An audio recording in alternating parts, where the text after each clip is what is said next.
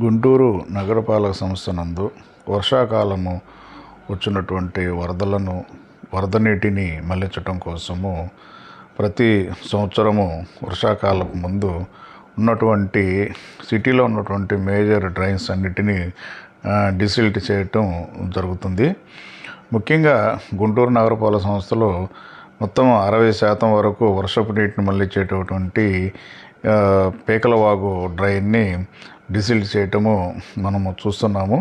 ఇది ముఖ్యంగా పీకలవాగు బృందావన గార్డెన్ సెంటర్లో సీతారామ హై స్కూల్ దగ్గర పుట్టి అది కోబాల్టుపేట మీద గుండాను అట్లానే నర్సరావుపేట రోడ్డు గుండా రామనామ క్షేత్రము గుండా వచ్చి ఏటుకూరు రోడ్డు దగ్గర రోడ్డు క్రాస్ అవుతుంది. అక్కడ నుంచి ఏటుకూరు రోడ్డు నుంచి బొంతపాడు బ్రిడ్జి, అక్కడ నుంచి సత్యసాయిబాబు ట్రస్టు ప్రక్క గుండా వెళ్ళి అది నేషనల్ హైవేని క్రాస్ అయ్యి బుడంపాడు ఊర్లో గుండా అది తుంగభద్ర అటువంటి డ్రైన్లోకి మేజర్గా కలుస్తుంది.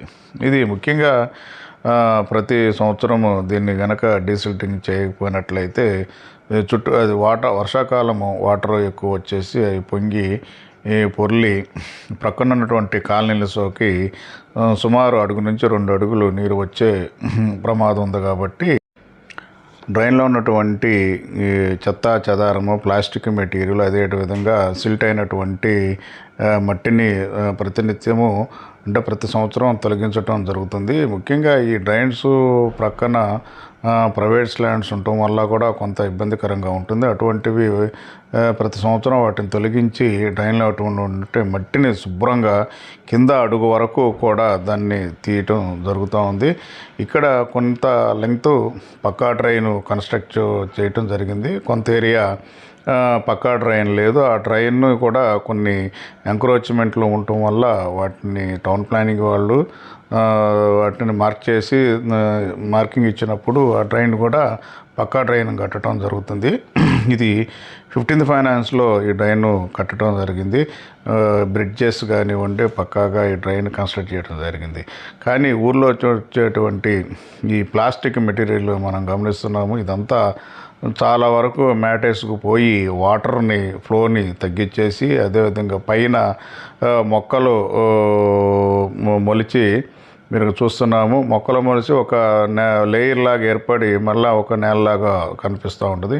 అట్లాంటిది కూడా శుభ్రంగా క్లీన్ చేసి కింద చూస్తున్నటువంటి ఫోటో నుండి మనం శుభ్రంగా క్లీన్ చేయడం జరిగింది. దీనివల్ల మనకి సిటీలో ఎంత వర్షం కురిసినట్టు మొత్తం 60% ఈ డ్రైన్ గుండా ప్రయాణించి క్లియర్ అవుతుంది. ముఖ్యంగా ఈ ప్లాస్టిక్ మెటీరియల్ని శుభ్రం చేయటం అనేది చాలా ముఖ్యము. మనము నిత్యం మన ఇళ్లలో ఉన్నటువంటి బజార్లో ఉన్నటువంటి ప్లాస్టిక్ మెటీరియల్ మొత్తము ఈ డ్రైన్లోకి వదులుతున్నారు. ఇది అన్ని విధాల ఇబ్బందికరమైనది.